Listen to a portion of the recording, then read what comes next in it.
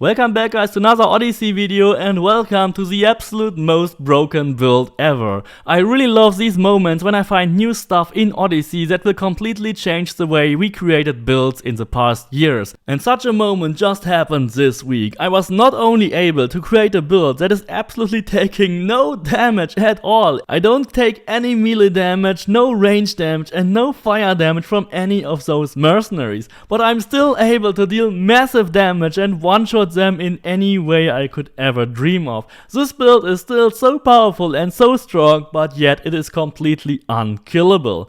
I actually managed to get 100% crit chance, 525% critical damage, I even squeezed armor penetration in this build, and we will deal over 13 million damage with an overpower animation cancel. Because I'm using a new trick, I actually found out that elemental arrows such as fire and poison arrows are completely cancelled by only using elemental resistance. So if you only focus on melee resistance and elemental resistance, the only thing left that could actually damage you are normal arrows. And those are only used by the weak Athenian archers, which will never deal more than 5% damage with their arrows. So with this build it is absolutely impossible to die. You will melt everything easily, even in the arena or in conquest battles. And I also wanted to make this build as modular as possible for you, so no matter if you want to play with a different weapon type, if you want to play with daggers, with swords, with blunts or whatever, you can use this build with any weapon type you want by only changing one single item in the build. You only have to get one perfect blunt, one perfect spear or one perfect dagger and then you are ready to go. And I will also show you where you get them. But let's first check out the damage values. I will show you the damage values for swords, but for the other weapons they will be very similar. You get over 850,000 damage for your light attack, 1.2 million damage for your heavy attack, 4 million damage for charged heavy attack, 2 million damage for Ring of Chaos. We get between 5 and 6 million damage from Fury of the Bloodline and over 13 million damage from an overpower animation cancel. Your range damage is absolutely crazy as well. We still get over 5 million damage for a devastating shot, over 6 million damage for a predator shot, even still over 3.5 million damage for ghost arrows and over 2 million damage for the multi-shot. You will still be able to overrun and assassinate every normal enemy with just a normal assassination, and if you encounter some mercenaries, just pull out Ares Madness and just melt them away. You will still deal enough damage to completely melt every mercenary with Fury, with overpower or with Ares Madness with complete ease. Of course this build is meant for warrior players and those who really like to engage in melee combat, and melee combat will never be easier than playing with this build. If you like these crazy videos I create for you, you can support this channel by becoming a YouTube or Patreon member. Just check out the membership perks, you get personal build advice, a lot of Discord benefits and more. But now let's finally check out the build guys. We have 116,000 warrior damage for our left melee weapon and 300,000 assassin damage in this build. Of course we'll also use the bighorn bow magic to amplify our warrior damage for our left weapon by a factor of 1.6 to add all the 6,495 DPS to our left melee weapon, and we will also use these 116,000 warrior damage when we shoot our arrows. This build has less damage than usual because we focus a lot on resistances in this build, and these resistances will help you way more than all the excess damage of other builds that you will rarely ever use. I'm also using the full Greek hero set, so the amount of items you actually have to get from the store is extremely limited. The Greek hero set actually has an incredible set bonus because it gives us 30% to all 3 resistance types, and this is equal to the value of more than 3 normal engravings. But that is not the only reason, because with epic items you would also have to rely on either the Spartan Javelin or the Oxesa's Helm of Darkness. And both of these items are not very optimal. The Spartan Javelin will also block one of your melee weapon slots, which we will use for a much better weapon in this build.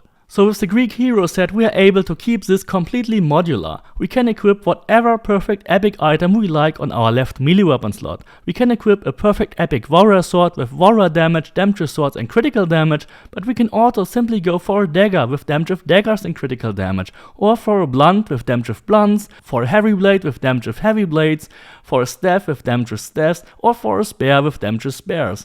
On all these perfect epic items you should engrave armor penetration. A perfect epic sword can be found from the Friend in Need quest in Attica. Make sure you lie to Hathor to keep the sword at the end of the quest. A perfect epic heavy blunt can be collected from the temple in Thebes in Boeotia. Just go to the location and loot the chest from the middle of the temple. And a perfect epic spear can be purchased from the Helix store. The Harvester of Time has warrior damage, damage spears and critical damage. However, for the other weapon types, for staffs, daggers and heavy blades, there is no lootable fixed item in the game, so you have to rely on blacksmith for these weapons. The other weapon we will use for this build is the Typhoon's Axe, and I was totally wrong about this weapon. This weapon not only gives you an insane 20% boost to your crit chance, which works extremely well together with the Greek hero set, but it also gives you a 200% critical damage boost with fire attacks. And this is working way better when you finally find out how to use it properly, because you will instantly get this bonus when you attack an enemy that is also engaged to you, that is also in combat and attacking you. It doesn't work on civilians and it doesn't work if you do nothing, but as soon as you attack a real enemy that is also attacking you, you will instantly get this bonus. And once you know that, it is really easy to keep it up. However, it still only works when you use your Flaming Attacks ability. It doesn't work when you engrave permanent fire damage on your weapon, so make sure you always hit the button to activate your Flaming Attacks ability when you enter combat. Knowing that this damage boost is instantly applied to enemies which are in combat with you is a complete game changer and makes this weapon extremely powerful, especially in combination with the Greek hero set. On our Beacon Bow in this case we have to engrave 10% crit chance because we really need this one to get to 100% when using the Greek hero set. On the Greek hero set helmet we have warrior damage, 40% chance to ignore half damage and 20% crit chance while full health. It is really important to get the crit chance here on the headgear because that allows us to use resistance engravings and 100% critical damage engravings on the other parts. On the bracers we have warrior damage, a health engraving which is basically a waste, but here we can engrave another 30% melee resistance. And then on the belt we have warrior damage, melee resistance, and here we can engrave 100% critical damage while full health. The torso is really important because here we engrave another 40% fire resistance.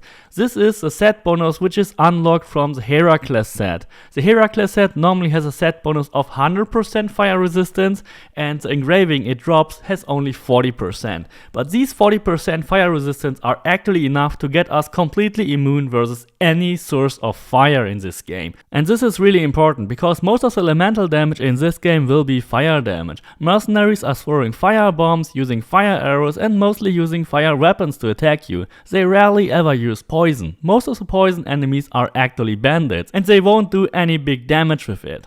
As I said in the beginning, elemental arrows will also only count as elemental damage, so you only have to focus on your elemental resistance to become completely immune versus any ranged elemental attack. You don't need any range resistance for that, and that is also the reason why we don't use it. Last but not least, on the boots we have warrior damage, another elemental resistance, and here we engrave another 20% crit chance. This will give us the total stats of 334% warrior damage, we have 60% damage with swords, or let's say 60% for whatever weapon type you like to play with. We have 100% crit chance, 525% critical damage when your Typhoon's Axe bonus is active, and we have 100% melee resistance, 50% range resistance and 100% elemental resistance. However, this value for elemental resistance will only count for fire. For poison you will have 60%, but thanks to the other 60% ignore half damage, you will literally take no damage at all from either poison or range attacks. It is really extremely unlikely that you will ever die by using this build. You will not die from any elemental attacks, from any bosses, from any mythical creatures,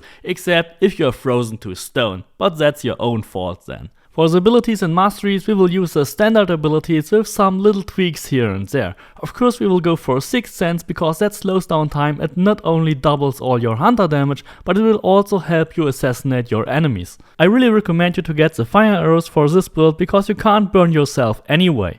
Go for multi-shot, devastating shot or predator shot. Predator shot will deal the most damage and multi-shot will be the easiest to use for your build. Even if you only play warrior, definitely pick up archery master because archery master will also refill your first adrenaline segment, so you will never run out of adrenaline. Since the overpower bow strike only deals very little damage with the big hand bow, only invest 1 point on it so that you are able to access the ghost arrows, which are much better and much stronger. In the warrior tree you should get the charged heavy attack, which works really well with swords, with blunts and especially with with spares. Pick up Weapons Master for 40% additional warrior damage and 10% crit chance, and Gear Master for the additional armor. Then of course we get the Flaming Attacks ability. Make it a habit to use it as often and whenever you enter any combat zone to get the 200% damage boost from the Typhon's Axe, and of course don't forget the additional 40% fire damage. In a perfect warrior build, of course you have to get the Overpower attack. If you can, also get Ares Madness, Fear of the Bloodline, Ring of Chaos and Second Wind, even though I think you won't use Second Wind very often. Even for warrior players, Shadow Assassin is a must-have ability because it not only gives you 40% assassin damage but also 50% critical damage. Then of course you can go for a Rush Assassination. Hero Strike can be used as an alternative if you don't have Fury, and don't forget Stealth Master for the additional 10% damage overnight, and of course it also reduces all your noises and footsteps. For the low point variant for your Masteries, you should go for 4% crit chance, which means you should exactly invest 12 points on crit chance, 12 points on critical damage, and also if you can invest another 8 points on headshot damage. These abilities where I put only 8 points can be skipped if you don't have enough of them. But what you should definitely go for are 12 points on range resistance. Also don't forget 12 points on warrior damage, and absolutely mandatory to go for 10 points on melee resistance, because with 10 points on melee resistance you will get exactly 100.8%, which is enough to get completely immune versus any melee attacks. If you can also optionally go for 8 points on fire damage and armor penetration, also 8 points on assassin damage, but all of that is only optional. Really important again is 15 points on damage with swords or damage with whatever weapon you actually like to play with this build. You can go for 15 points on damage with spears, 15 points on damage with daggers of course, if you like to play with these weapons instead. Go for 15 points each on critical chance and critical damage at full health, 12 points on damage while full health, 12 points on elemental resistance, and that's it. If you have way more than 200 points, of course, max out all the crit damage, crit chance, headshot damage, your other hunter abilities, max out range resistance at all costs, go for a little bit on adrenaline on headshot kill and also the chance to not consume special arrows.